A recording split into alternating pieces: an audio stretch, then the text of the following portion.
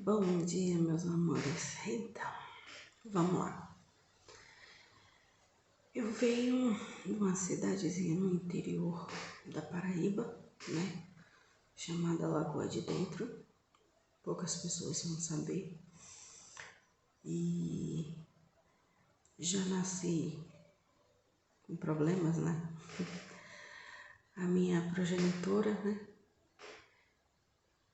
Se chama Creuza. O marido dela foi trabalhar no Rio de Janeiro para viver a vida deles, né? Para ganhar um pouco, né? Um pouco mais de dinheiro, que lá a vida não é fácil. E a Creuza traiu o marido dela, né? No caso, com meu pai. Então, ele continuou no Rio de Janeiro trabalhando, sem saber o que estava acontecendo. E ela continuava com meu pai, só que quando ela engravidou, ela não falou nada com meu pai e a barriga começou a crescer e o pessoal começou a perguntar para ela o que seria aquilo, né? Que pessoas de cidade pequena, sítio, né? Lá um sítiozinho perto da cidade. Então, ela começou a falar que estava com mioma, né? No caso, mioma era eu. Então, passou-se o tempo, né? E a barriga cresceu mais. Chegou o dia dela ter eu. E antes disso, ela tomou todo tipo de remédio abortivo que vocês possam imaginar, né? Para mim abortar. Mas, graças a Deus, né?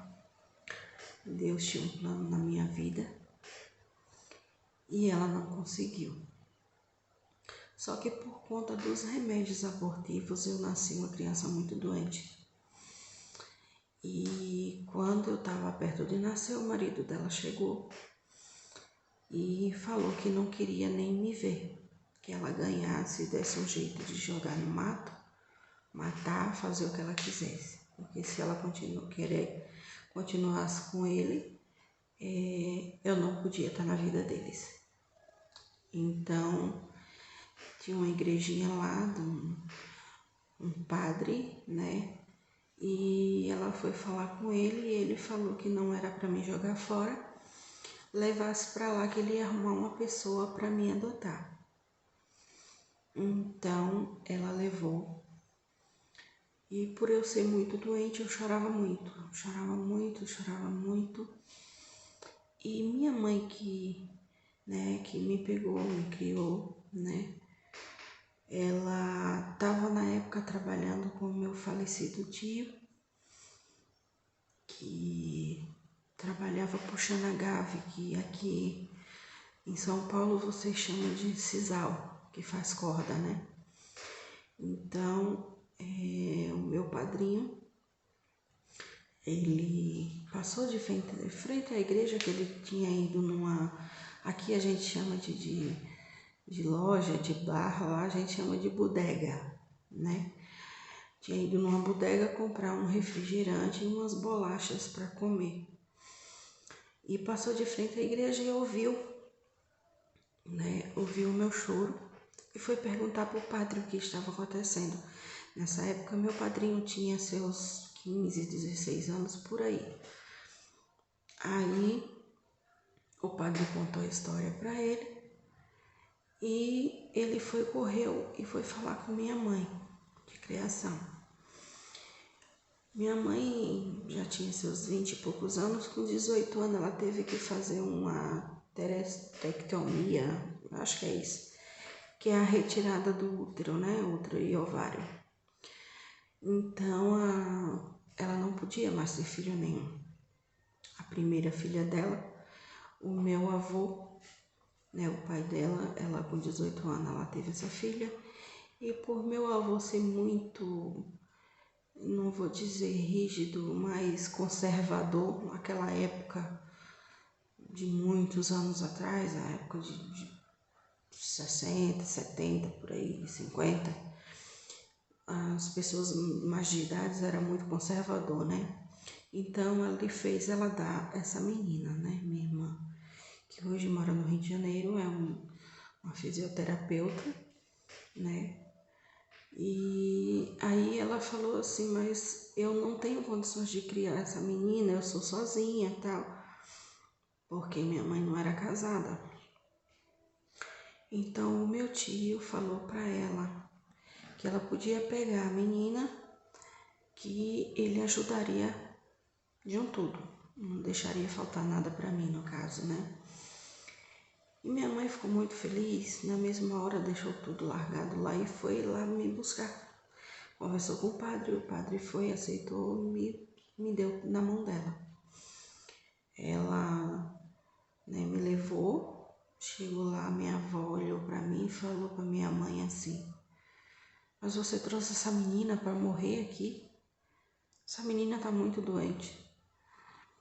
Porque tanto o xixi quanto as fezes, eu fazia sangue, devido aos remédios abortivos que a Creuza tinha tomado, né, para me abortar. Então, a minha avó, um vizinho dela ensinou para ela que, eu não sei se vocês conhecem aqueles jumentos, né, que a jumenta preta, o leite dela tem propriedade, né, que ajuda. Então, todo dia de manhã meu padrinho ia lá nesse vizinho, que a burra dele tinha dado cria, e pegava um copo do leite dela e levava para mim, todos os dias. E fui melhorando, né, gradativamente fui melhorando. E minha adolescência foi aquele caos, né, porque com 11 para 12 anos eu descobri, até então eu não sabia que eu era adotada, eu descobri que eu fui adotada. Eu fiquei muito triste, né, por conta que a minha mãe não tinha falado nada pra mim, mas também não fiz igual aquelas crianças que descobrem que é adotada e falam, você não é minha mãe. Não, nunca falei isso pra minha mãe. Tanto que todo mundo estranhou a minha reação, porque a minha reação foi só chorar, chorar, chorar, chorar. Porque eu dizia que por ela não ter, né, me concebido, ela não gostava de mim, o tanto que eu gostava dela. Então ela chegou para mim e falou que o amor que ela sentia por mim não era só por ela não ter me colocado no mundo, era um amor enorme. O coração dela chegava a doer de tanto amor. E o problema com a minha mãe adotiva era a bebida. Minha mãe adotiva era alcoólatra. Quando ela não bebia, era uma ótima mãe, né? Cuidadosa, zelosa. Tudo que eu pedia ela me dava, nunca me negou nada. Minha avó adotiva, a mesma coisa, né? Sempre cuidaram de mim com aquele zelo, com aquele carinho. Nunca me trataram nem melhor nem pior do que meus outros, né? Minhas primas, meus primos. Sempre o mesmo carinho, sempre o mesmo amor. E ela, em certas épocas, que ela bebia tanto, tanto, tanto, que ela chegou um dia a me enforcar, né? E Deus, mais uma vez, né, cuidou de mim. Meu tio apareceu e viu tudo fechado, a casa toda fechada e tudo um silêncio. E meu tio batendo na porta, chamando, ninguém respondia. E eu tive forças para tirar minha mão debaixo da minha mãe, que ela pôs o joelho dela aqui e me enforcou aqui. Então, meu tio me pegou, né, me puxou, me escanchou. Eu era muito pequena, eu tinha uns 9 para 10 anos. E ele me escanchou nas costelas dele e saiu correndo comigo e se escondeu na casa de uma tia minha. passei muito isso, né? Eu sofria muito porque ver minha mãe naquela situação, bebendo, se acabando na bebida. E eu pedia muito a Deus, Senhor, se não era para mim viver, por que tu deixasse eu viver com essa situação toda? E passou um tempo, fiquei noiva, né? Namorei com o rapaz, fiquei noiva dele. Passei perrengue com ele também, porque ele era uma pessoa muito difícil de lidar, ciumento demais. E teve uma época que ele começou a me trair e eu acabei tudo, né? Nesse meio tempo, meu avô adoeceu, né? Meu avô que me criou junto com a minha mãe, adoeceu, gostava muito dos meus avós, como se fossem meus pais. E a gente que dava banho, eu e minha prima, que é como se fosse uma irmã minha, né? Amo ela demais de coração, né? Como se fosse minha irmã de sangue. Eu acho que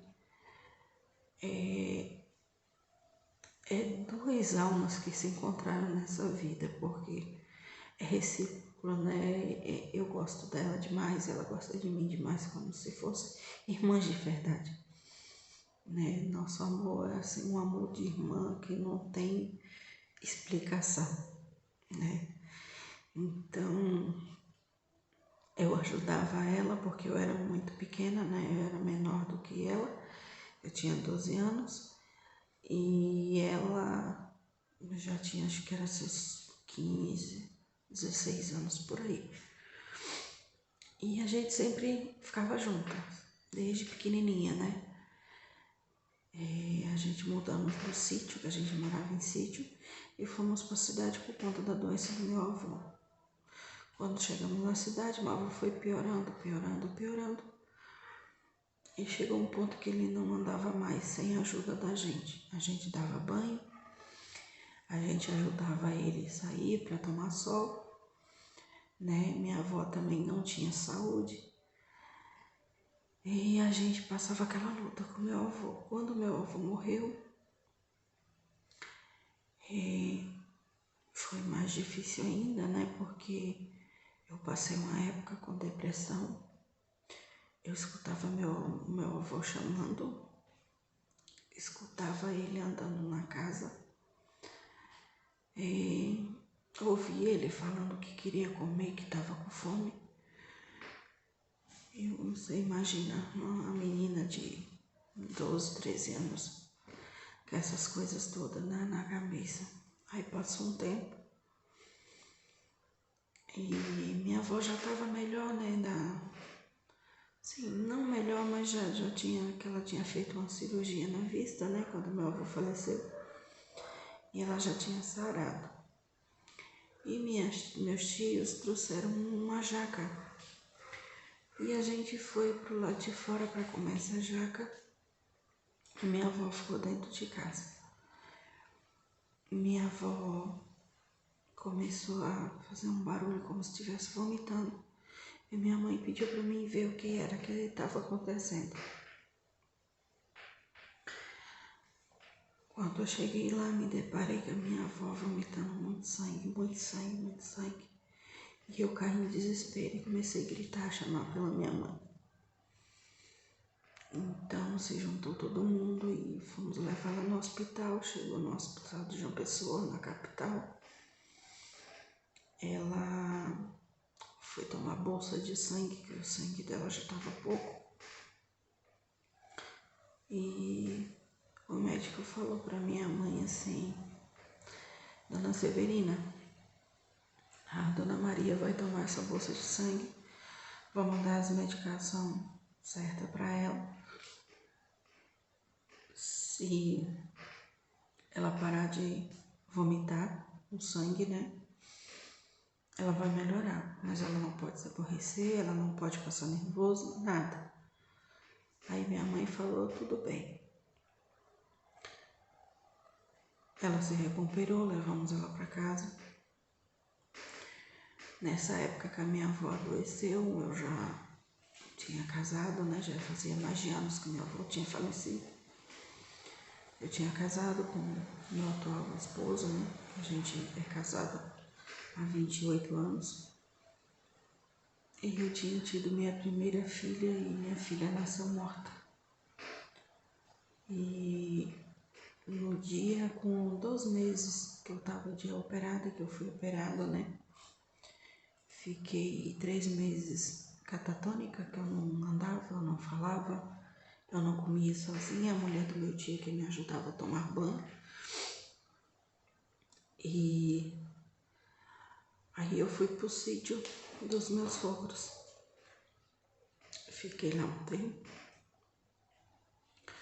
Com 2 meses que eu tava lá, foi uma pessoa me buscar lá. Eu tinha ido pescar com meu esposo, que eu gostava e gosto, né? Aí, quando eu voltei, a vizinha correu lá em casa e falou: Betânia, chegou um pessoal atrás de você aqui. E falou que é uma coisa muito importante. Como eu estava operada, 2 meses operada, pedi para o meu esposo pegar o cavalo e ir na cidade para verificar o que tinha acontecido. Aí, fiquei em casa, meu esposo foi. Eram as 5 horas da tarde, 5 para 6. Fiz a janta, né? Deixei as panelas lá em cima do fogão e fiquei sentada lá um tempo. E quando eu olhei pro lado de fora, eu vi minha avó. Eu vi ela linda, linda, como ela sempre foi, né? Uma baixinha, né? Minha avó era bem baixinha, mais baixa do que eu tenho 1,60 m, ela devia ter 1,40 m, 1,49 m.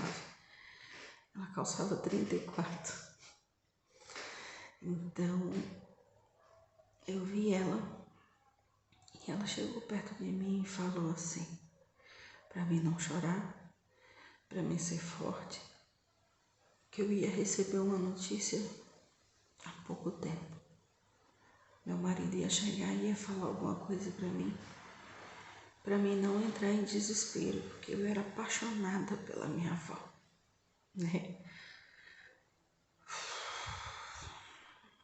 Minha avó era minha base.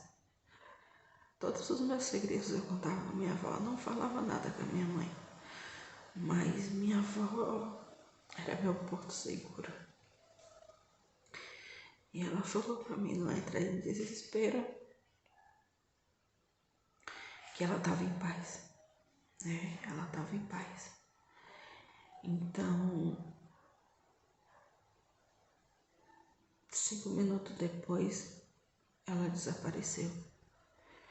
Enquanto ela estava falando comigo, eu não estava com medo de nada, não estava assustada, porque lá era sítio, lá não tinha energia. Era lamparina, né? Lá era lamparina, não tinha energia. Então, se escureceu tudo, né? Ficou só a luz da lamparina e de repente me bateu um medo, uma angústia, um aperto no coração. E eu saí correndo, né? Do jeito que eu aguentava correr, porque eu estava ainda um pouco debilitada. E fui para casa da minha vizinha, né? Que lá era uma distância de quase 1 quilômetro de uma casa para outra, muito distante. Cheguei lá, expliquei para ela o que estava acontecendo e ela se calou, não falou nada. E falou para mim assim, espera um pouco, quando seu esposo chegar, você vai com ele para casa, não fica lá sozinha não, fica aqui comigo. Aí, com pouco tempo, eu escutei o galope do cavalo. Ele chegou perto de mim e falou assim, tá fazendo o que aí, mulher, uma hora dessa? Aí eu falei pra ele, eu fiquei assustada dele ficar lá sozinha essa hora e vim pra cá, pra Dona Né. Aí eu falei, o que aconteceu? Por que vieram me buscar aqui? O que tá acontecendo? Aí ele falou assim, não é nada. Vamos pra casa, chegar em casa eu converso com você. E eu olhei para ele e falei assim, minha avó morreu, não foi? Aí ele falou assim, não, ela tá só passando mal, tá internada. Eu falei, não precisa mentir para mim porque ela veio conversar comigo. Aí ele falou assim, como assim? Eu expliquei, aí ele falou, quando eu cheguei lá, sua família toda já estava lá. E eu queria ir naquela hora para me ver minha avó, mas não podia porque não tinha carro naquela hora pra gente ir. E ele falou para mim esperar um pouco, que de manhã ele arrumava o carro e a gente ia, né? Passei a noite sem dormir. Quando foi de manhã a gente foi para lá. E doeu muito ver minha avó naquela situação, né? Dentro de um caixão, sabendo que eu não ia mais ver ela nunca mais. Nunca mais eu ia ver minha avó.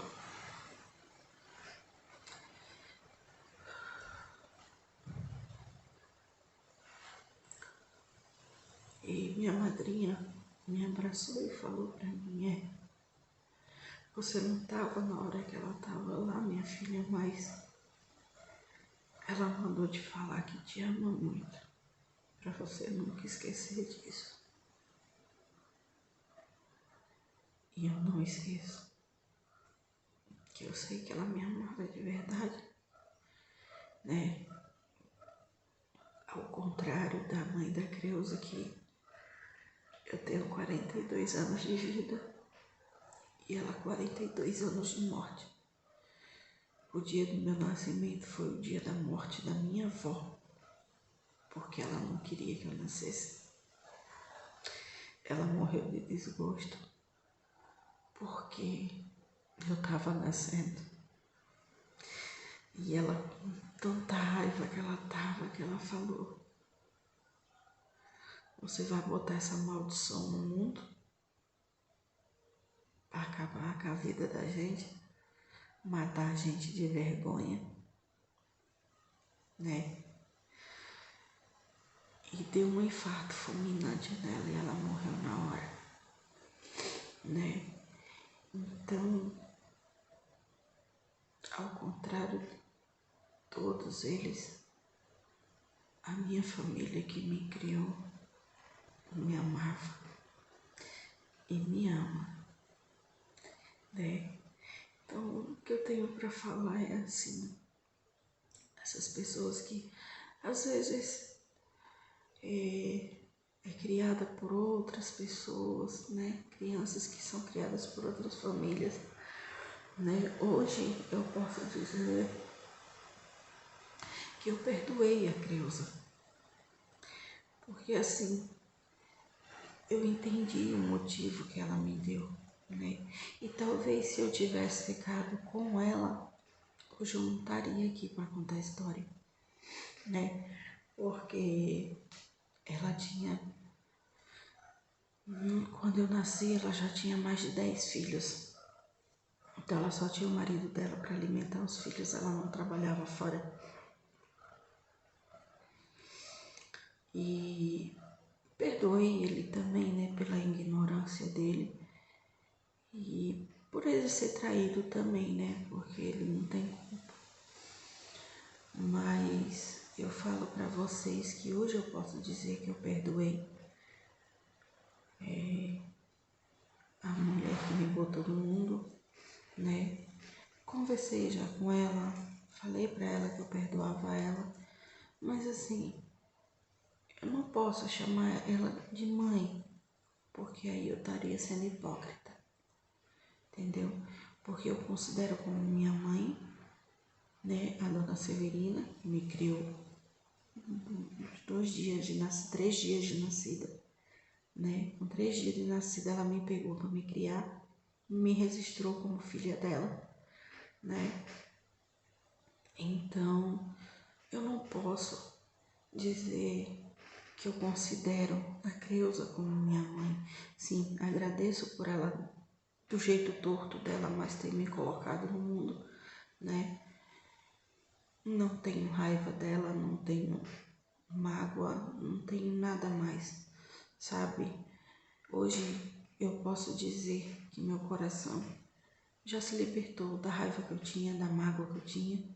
Eu tinha muita mágoa por se não saber o motivo, que ela não falava o motivo, o que tinha acontecido para ela me dar. Mas hoje eu agradeço muito a Deus, sabe? Porque Ele sempre esteve na minha vida, sempre vai estar. Ele sempre me protege, cuida de mim, da minha família, dos meus amigos, né? Hoje eu moro aqui em São Paulo, já tem mais de 30 anos que eu moro em São Paulo. Já fui, visitei minha mãe, né? Não fui visitar a Creuza porque não sei mais onde ela está morando. Ela saiu da cidade por outro problema que aconteceu com 2 irmãos meus, né? A irmã mais velha com o irmão do meio, entre eu e meu irmão Juarez, é o Cristiano. Então, não consigo mais encontrar. Sei que ela está numa praia chamada Lucena, mas o local eu não sei, né? Gostaria muito de rever meus irmãos, ela também, né? O esposo dela, porque, como eu falei, não tenho raiva dela. Conheci ela com 12 anos de idade, que foi a época que a minha mãe me levou lá, que conversou comigo, explicou para mim o que tinha acontecido, né? E perguntou se eu queria conhecer ela. Eu falei que sim, queria conhecer sim. Só que eu falei para minha mãe, eu falei, mãe, não me pede para mim chamar ela de mãe, porque eu não vou chamar. Até então tinha mágoa, tinha